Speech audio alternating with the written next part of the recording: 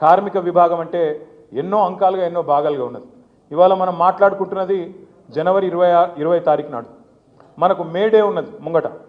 First మే day.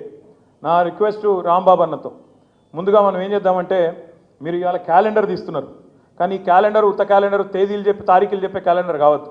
ఇది పోరాటాలు చేసే క్యాలెండర్ కావాలి. ఏ నెలలో ఏ పోరాటం చేస్తామో చెప్పే క్యాలెండర్ కావాలి. నేను మిమ్మల్ని కోరేది దయచేసి ఆటో డ్రైవర్లకు హామీలు ఇచ్చిండ్రు. ఏం చెప్పిండ్రు? ఆటో వాళ్ళని కాపాడుకుంటాం, కడుపులో పెట్టుకుంటాం అన్నారు. ఇవాళ ఎక్కడ దాన్నాలో అక్కడ దన్నిండ్రు. ఇవాళ మొత్తం ఓఆర్ఆర్ అవతల అనే తంతే ఓఆర్ఆర్ అవతల వాడాలన్నట, ఓఆర్ఆర్ లోపల ఉండొద్దట. ఇక మీరు బతకద్దట. 100 మంది చచ్చినా సరే ముఖ్యమంత్రి ఇష్టం ఉన్నట్టు నడవాలన్నట తప్ప ఆటోలకు బతుకు తెరువు లేకుండా చేస్తాడు. 12,000 రూపాయలు ఇస్తా అన్నాడు. బోర్డు అన్నాడు, ఇంకేందో అన్నాడు. ఇప్పటివరకు ఏది గతి లేదు.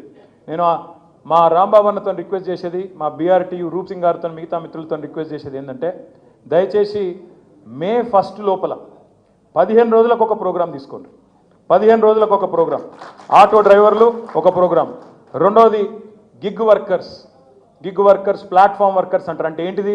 అంటే ఏంటిదంటే ఇప్పుడు మీరు ఇళ్లలో కూర్చొని స్విగ్గీ బటన్ వత్తంగానే స్విగ్గీలో ఇవాళ మీ పిల్లలకి ఎరికే ఒక బటన్ వత్తంగానే ఏ కూర కావాలంటే ఆ కూర వస్తుంది.